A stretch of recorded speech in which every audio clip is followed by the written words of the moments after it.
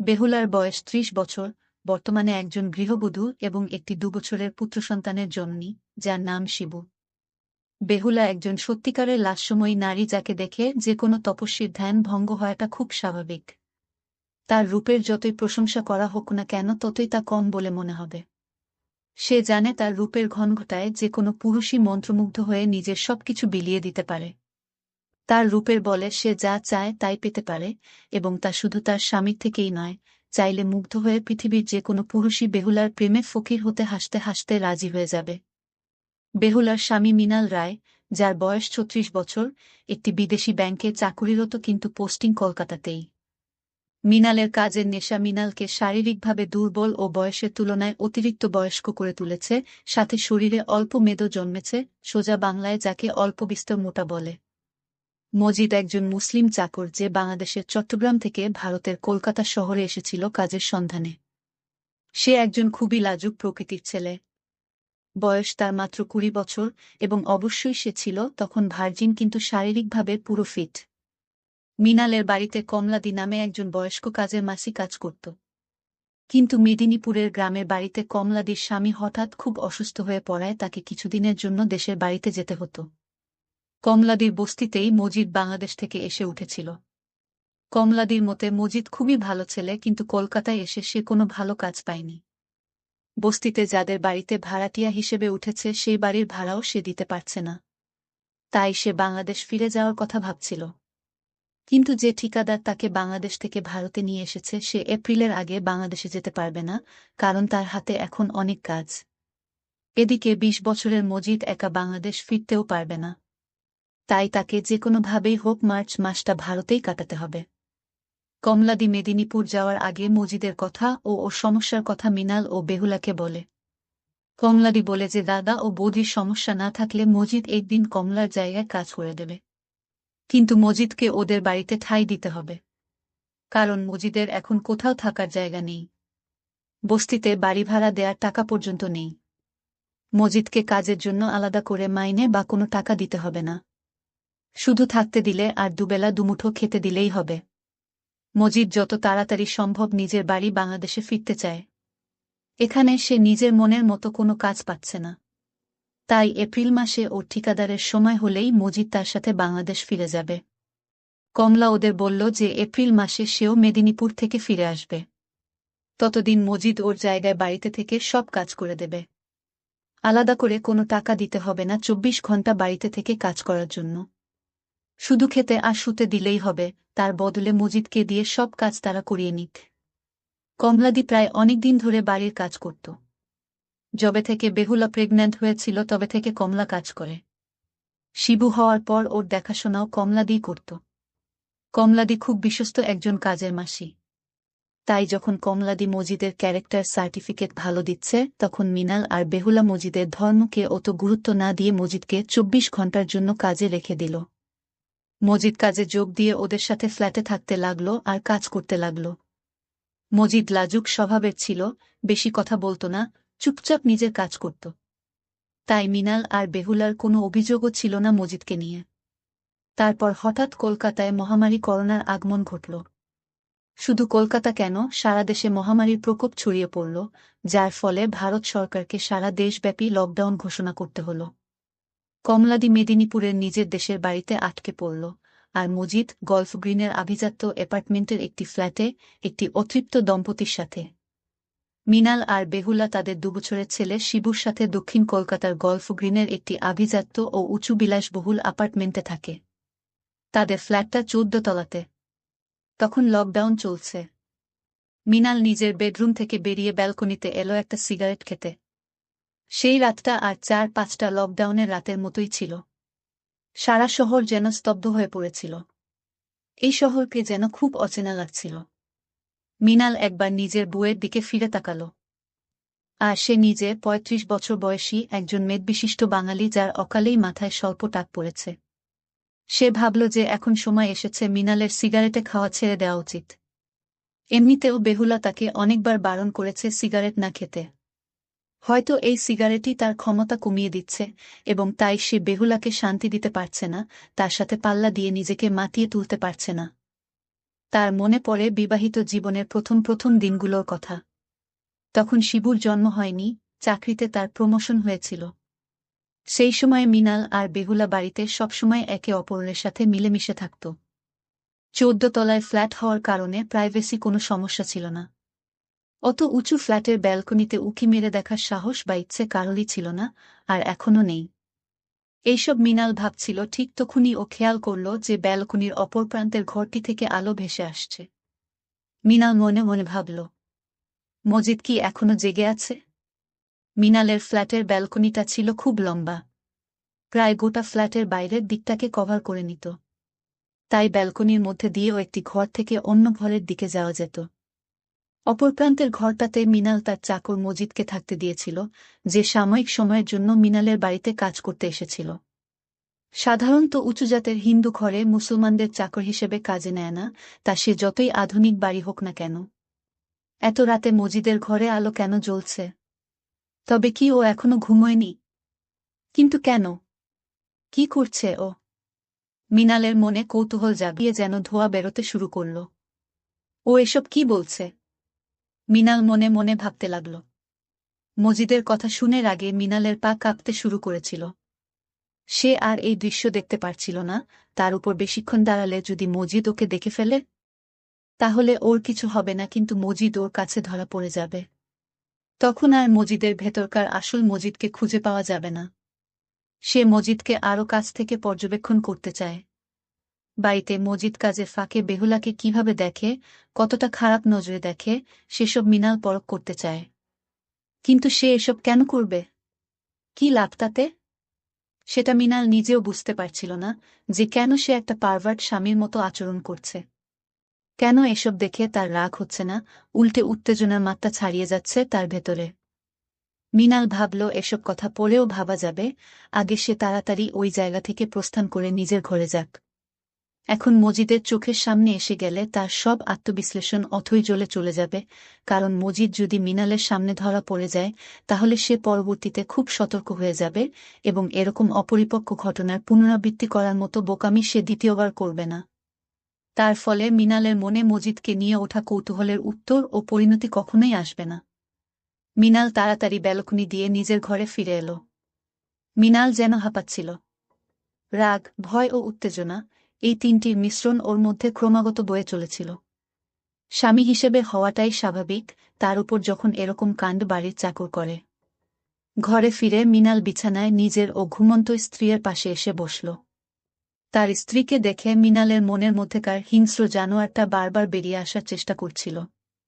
কিন্তু মৃণাল সেই সময়ের জন্য নিজেকে সংহত করে নিল, কারণ সে আর এখন তার স্ত্রীকে ঘুম থেকে তুলতে চায় না। সে এখন মজিদের ব্যাপারটা নিয়ে ভাবতে চায়। মৃণাল মনে মনে ভাবল যে মজিদ নিশ্চয়ই আজকে ওদেরকে দেখেছে, তাই ও এতটা উত্তেজিত ছিল। এ যেন এক অন্য মজিদ। সেই লাজুক ভেজা বেড়ালের মতো মজিদ যেন জঙ্গলরাজ সিংহের রূপ ধারণ করেছিল।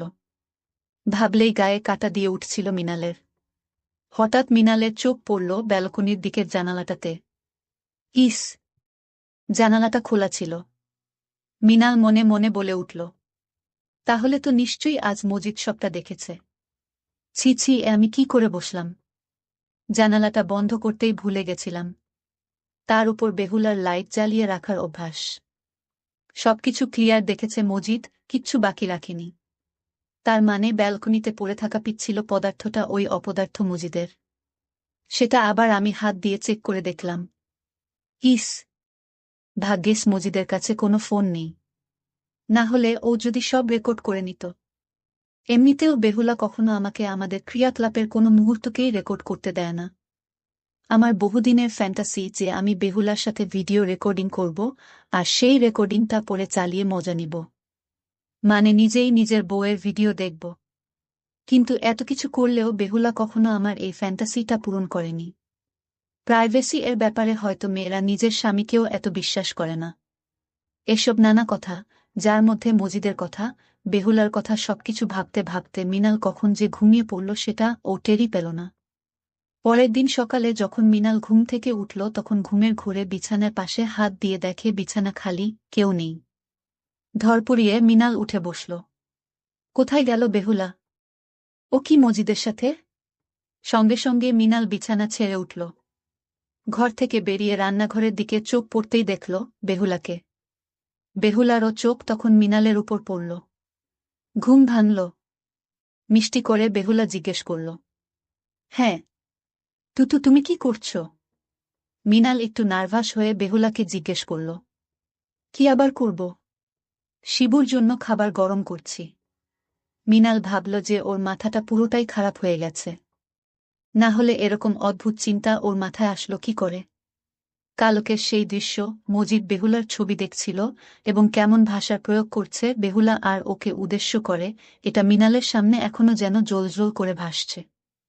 তাই আজ ঘুম থেকে উঠে নিজের স্ত্রীকে দেখতে না পেয়ে সে অয়থা এতটা ব্যাকুল হয়ে পড়েছিল। আসলে মিনাল হল জলপাইগুড়ির ছেলে। পড়াশোনার সূত্রে তার কলকাতায় আসা। তারপর চাকরি পেয়ে এখানেই সেটেল হয়ে যাওয়া। তার বাবা মা আত্মীয় স্বজন সব জলপাইগুড়িতে।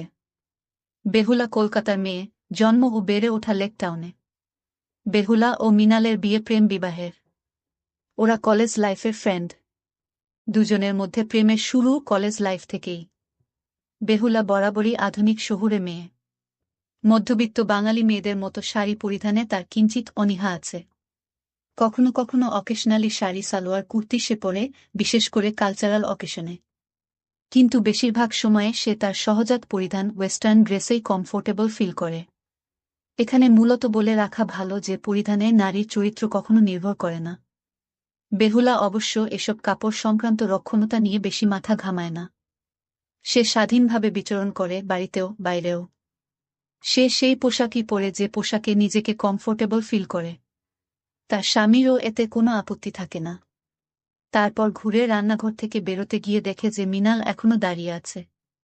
কি হলো, এখানে ঠাই দাঁড়িয়ে আছো যে? তোমাকে দেখছি। কাল রাতে দেখে মন ভরেনি? বেহুলা দুষ্টুভরা মুখ করে বলল, মানে? মিনাল চমকে গেল বেহুলার কথা শুনে। মানে আবার কি? কালকে কতদিন পর আমরা করলাম। মিনাল ভেবেছিল বেহুলা হয়তো কোনোভাবে মজিদের ব্যাপারটা জানতে পেরেছে। লকডাউনে 3 বেডরুমের ফ্ল্যাটে একটিতে বেহুলা ও মিনাল ঘুমোয়। ঠিক পাশেই দ্বিতীয়টিতে তাদের সন্তান শিবুকে আগে ভাগে ঘুম পাড়িয়ে দিয়ে আসে ওর মা বেহুলা। আর তৃতীয় বেডরুমটা আপাতত ওদের চাকর মজিদ কবজা করে রেখেছে। বেহুলা রান্নাঘর থেকে বেরিয়ে যাওয়ার পর মিনালের চোখ খুঁজতে লাগল মজিদকে। সে ডাইনিং রুমে এসে দেখে যে বেহুলার সেই ফটো ফ্রেমটা পুনরায় সেই জায়গায় রাখা আছে যেখানে ওটা রাখা থাকত। হয়তো মজিদ সকালে উঠে সেটাকে আবার ওই জায়গায় রেখে দিয়েছে, বা হয়তো কাল রাতেই নিজের কাজটা শেষ করে ওখানে আবার রেখে দিয়ে চলে গেছে। ফটো ফ্রেমটার দিকে তাকিয়ে মিনালের মধ্যে একটা অদ্ভুত অনুভূতির সঞ্চার হল। এই ছবিটা হাতে নিয়েই তো কাল মজিদ কত কি করেছে, মনে মনে আমার স্ত্রীকে। মিনাল এসব ভাবতে লাগল, আর ওর শিরায় শিরায় রোমাঞ্চকর শীতল হাওয়া বইতে লাগল। হঠাৎ মিনাল মনে মনে ভাবল, মজিদ কোথায়? পেছনে ফিরতেই দেখে মজিদ ন্যাকড়া দিয়ে আসবাবপত্র সমেত সারা ড্রয়িং রুম পরিষ্কার করছে। মজিদ যেই দেখল বেহুলা শিবুর রুমে গেছে, অমনি মজিদ নিজের ন্যাকড়াটা কাঁধে দিয়ে শিবুর রুমে যেতে লাগল। মিনাল তাজ্জব হয়ে গেল। আপাতদৃষ্টিতে দেখলে মনে হবে যে ড্রয়িং রুমে মজিদের সাফাইয়ের কাজ শেষ হয়েছে বলেই ও শিবুর রুমে গেল সাফ সাফাই করতে। যদি মিনাল গতরাতে সেই ভয়ানক দৃশ্য না দেখত তাহলে মিনালও এরকম সরলভাবে ব্যাপারটাকে নিত। কিন্তু এখন মিনাল স্পষ্ট বুঝতে পারছে মজিদের ওই ঘরে যাওয়ার কারণ। মিনাল তেলে বেগুনে জ্বলে উঠল। মিনালও ইচ্ছা করে শিবুর ঘরে গেল মজিদের উপর নজর রাখতে। বেহুলা মিনালকে ঘরে দেখে বলল, কি গো তুমি এখানে? কফি চাই বুঝি? আমি তো এখন শিবুকে খাওয়াচ্ছি, মজিদকে বলো, ও বানিয়ে দেবে। মিনাল ভাবল এ তো মেঘ না চাইতেই জল। মজিদকে এই ঘর থেকে বার করার এটা দারুণ সুযোগ। মিনাল তাই বেহুলার প্রস্তাবটা লুফে নিল। হ্যাঁ হ্যাঁ, তাই হোক। মজিদ, যাও গিয়ে আমাদের দুজনের জন্য কফি বানিয়ে নিয়ে আসো। মিনালের অর্ডার শুনে মজিদ কিছুটা হতাশ হয়ে ঘর থেকে বেরিয়ে গেল। মিনালও তাই এবার শিবুর ঘর থেকে বেরিয়ে ড্রয়িং রুমে এসে বসল। মিনাল খানিকটা হাফ ছেড়ে বাঁচল, কিন্তু সে ভাবল এভাবে কতদিন। মজিদের যা মনোভাবের আঁচ পাচ্ছি তাতে ও বেহুলাকে কাছ থেকে দেখার একটা সুযোগও হয়তো ছাড়বে না। ওকে আটকে তাই লাভ নেই, বরং ওকে খুব কাছ থেকে পর্যবেক্ষণ করতে হবে যখন ও বেহুলার আশেপাশে থাকবে। দেখতে হবে বেহুলার প্রতি ওর অ্যাটিটিউডটা কী রকম। মিনাল আবার ভাবল যে সে কেন মজিদকে এতটা ইম্পর্টেন্স দিচ্ছে। সামান্য একটা কাজের লোককে নিয়ে ওর কি এমন ইনসিকিউরিটি। তারপর ও ভাবল যে এই লকডাউনের বাজারে ওকে বাড়ি থেকে বের করে দিতে পারব না। অ্যাপার্টমেন্টের কমিটি থেকে প্রতিটা ফ্ল্যাট ওনারদের বলে দেওয়া হয়েছে যে এই করোনার বাজারে ঘরের পরিচারক পরিচারিকাদের কাছ থেকে বহিষ্কৃত করা যাবে না, মানবিকতার কারণে। সেই প্রপোজালে সম্মতি দিয়ে মিনালও সই করেছে। ফ্ল্যাটের কারেন্ট ডোমেস্টিক সার্ভেন্ট হিসেবে কমিটির খাতায় মজিদের নাম লেখা আছে। লেখা আছে যে মজিদ মিনালের ফ্ল্যাটে ২৪ ঘণ্টা থেকে কাজ করছে। নিয়ম অনুযায়ী প্রপার কারণ না দেখালে ডোমেস্টিক সার্ভেন্টকে এই মহামারীর বাজারে কাজ থেকে ছাড়ানো যাবে না। প্রপার রিজন মানে চুরি ডাকাতি এসব না করলে এই সময় তাদেরকে কাজ থেকে বাদ দেয়া যাবে না কোনোমতেই। যদি চুরি ডাকাতি হয় তাহলে প্রপার পুলিশে কমপ্লেন করে তাদেরকে দিয়ে সঠিক ইনভেস্টিগেশন করিয়ে তবেই কোনো কাজের লোককে বাদ দেয়া যাবে যদি সে দোষী প্রমাণিত হয়। পরিচারক বা পরিচারিকাদের নামে মিথ্যে অভিযোগ দিয়ে তাদের কাজ থেকে বরখাস্ত করা যাবে না। যদি কেউ স্বেচ্ছায় কাজ ছাড়ে সেটা ব্যতিক্রম। তাই এখন মজিদকে মিনাল বাড়ি থেকে বের করে দিতে পারবে না। চুরির অপবাদ দিতে পারবে না, কারণ সে কিছুই চুরি করেনি। সত্যিকারের কারণটা বলা যাবে না। মিনাল বলতে পারবে না যে মজিদ রাতের বেলা স্বামী স্ত্রীকে লুকিয়ে দেখে বা মজিদের নজর পড়েছে ওর স্ত্রীর উপর।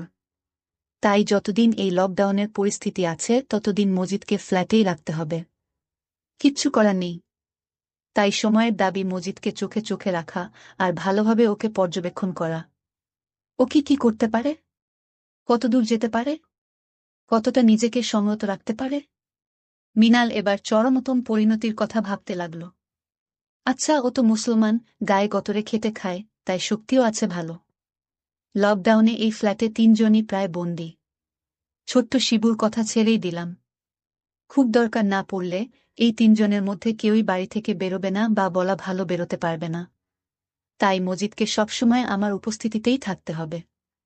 আমি থাকতে মজিদ খুব জোর কি করতে পারে বেহুলার সাথে। আমাকে বেঁধে আমার সামনে বেহুলার সাথে জোর জবরদস্তি করবে না তো? যদি করে তাহলে আমি কি করব? আমাকে কি আমার বাড়িতেই বন্দি করে রেখে দেবে, তারপর আমার বউয়ের সাথে সারাক্ষণ গায়ের জোরে বা ভয় দেখিয়ে যা খুশি করবে? আমার বউ কি বাড়ির চাকরের সব আবদার মেনে নিবে? আর আমি বসে বসে শুধু দেখব একজন অপরিচিত মানুষের মতো? এইসব কথা ভাবতে ভাবতে কখন যে মিনালের পাথরের মতো শক্ত হয়ে গেছে সেটা মিনাল বুঝতে পারেনি।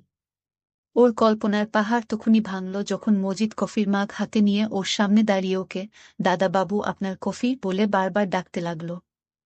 মজিদের বারংবার ডাকাতে মিনালের হুঁশ ফিরল। হ্যাঁ, ও কফি বলে মিনাল বাস্তবের জগতে ফেরত এলো এবং মজিদের কাছ থেকে নিজের কফির মগটা নিল। মজিদ আরেকটা কফির মগ নিয়ে শিবুর ঘরে গেল বেহুলাকে দিতে। বেহুলা কফির মগটা নিয়ে মজিদকে বলল শিবুকে দেখতে, আর তারপর বেহুলা কফির মগটা হাতে নিয়ে শিবুর ঘর থেকে বেরিয়ে এলো, শিবুকে মজিদের কাছে রেখে। বেহুলা ড্রয়িং রুম থেকে একটা চেয়ার নিয়ে ব্যালকনিতে গিয়ে বসল।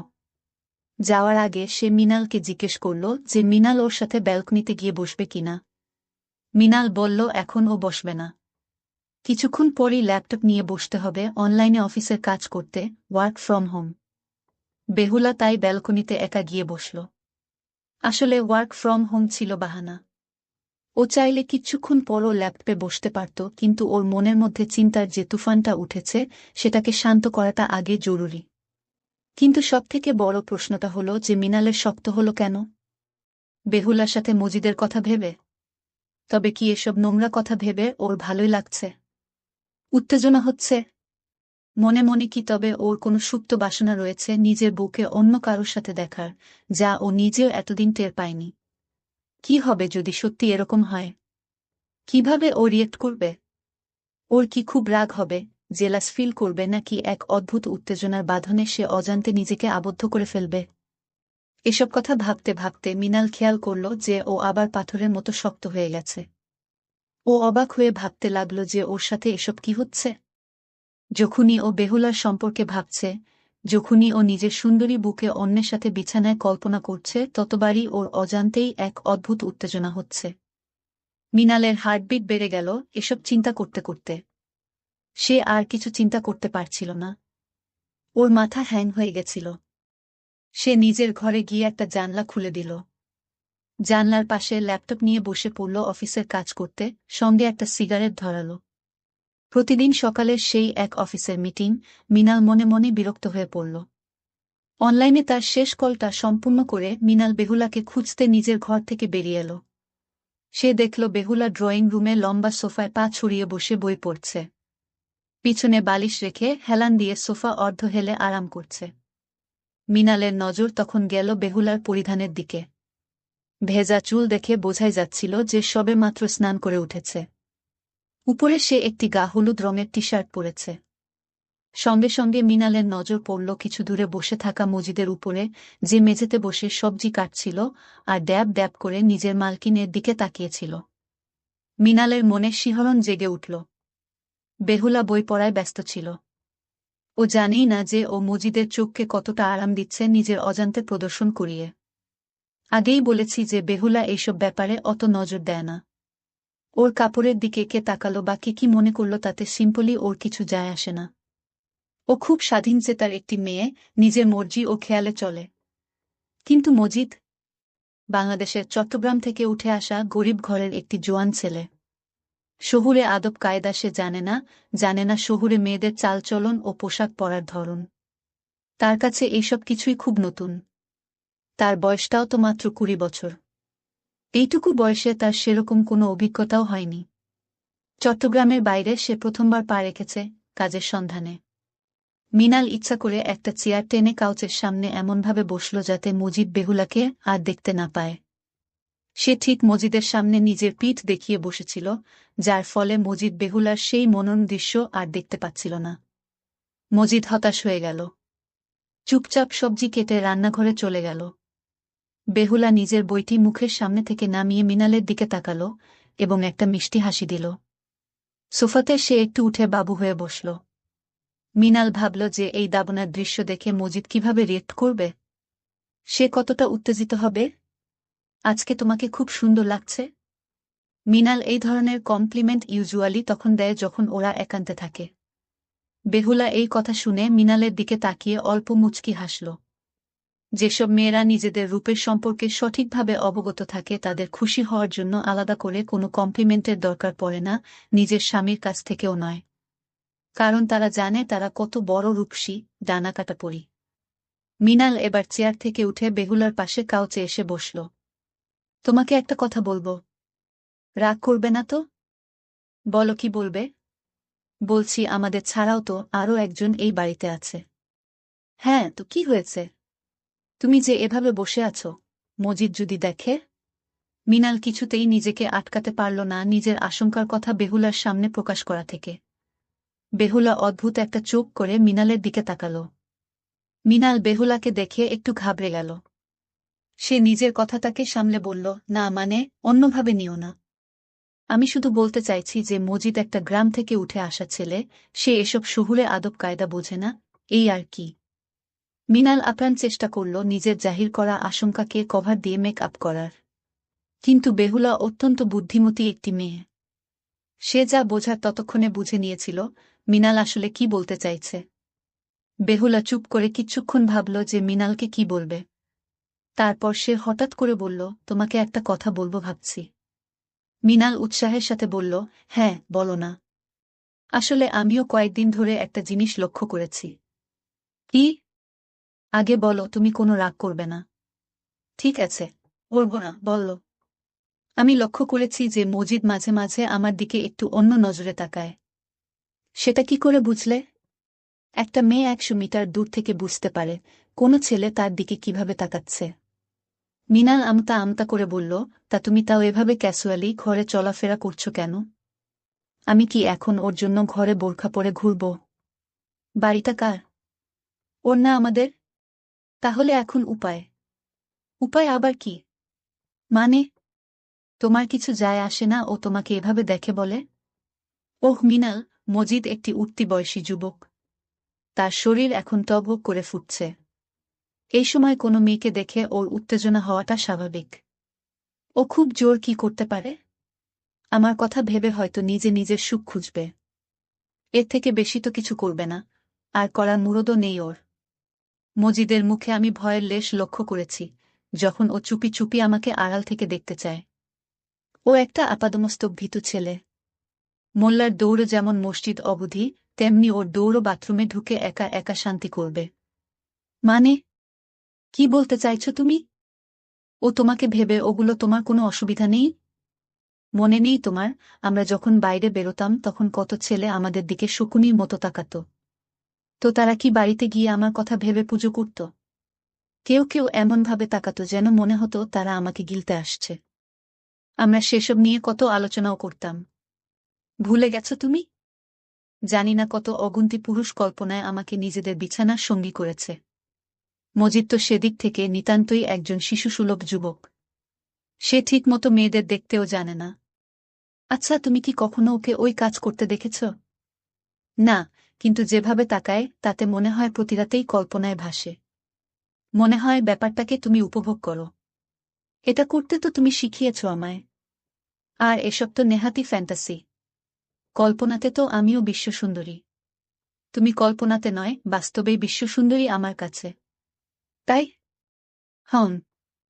এই বলে মিনাল বেহুলাকে একটা হামি দিতে লাগল। বেহুলা নিজেকে সরিয়ে বলল, কি করছ? মজিদ যদি চলে আসে? এই যে তুমি বললে তোমার কিছু যায় আসে না। বাড়িটা ওর নয়, আমাদের। এখন কি হলো? তো তাই বলে কি ওর সামনে আমরা এগুলো করব? কথাটা মন্দ বলনি। করলে ভালোই হয় বলো, মিনাল মজার ছলে বলল। যাহ দুষ্টু। ছাড়ো তো, গিয়ে দেখি রান্নার কাজ কতদূর এগোলো। বেলা হয়ে এলো তো। যাও যাও, গিয়ে আবার মজিদের নজরে পড়ো, হালকা ছলে মিনাল বলল। আচ্ছা, তো আমার বরের কি খুব জেলাস ফিল হচ্ছে? জেলাস? তাও আবার মজিদকে নিয়ে? আমার এতটাও খারাপ দিন আসেনি। সত্যি তোমার জেলাস ফিল হবে না? হুম। এই বলে বেহুলা কিছু একটা ভাবতে লাগল। মিনাল জিজ্ঞেস করল, কি ভাবছ? ভাবছি, তোমার একটা পরীক্ষা নেব। কিসের পরীক্ষা? এই যে তুমি যা বলছো সেটা সত্যি মানো কিনা। মজিদকে দেখে তোমার জেলাস ফিল হয় কিনা। কি? তুমি কি করতে চাইছো এখন? তোমার ইনসিকিউরিটিটা চেক করতে চাইছি। আমার তোমার প্রতি কোনো ইনসিকিউরিটি নেই। সেটা তো পরীক্ষা করলেই বোঝা যাবে, একটা দুষ্টু হাসি হেসে বেহুলা বলল। তারপর বেহুলা মজিদকে ডাকল। মজিদ বেহুলার ডাক শুনে মজিদ তাড়াতাড়ি রান্নাঘর থেকে এলো। বলুন বৌদি, আমাদের জন্য একটু জুস বানিয়ে আনো তো।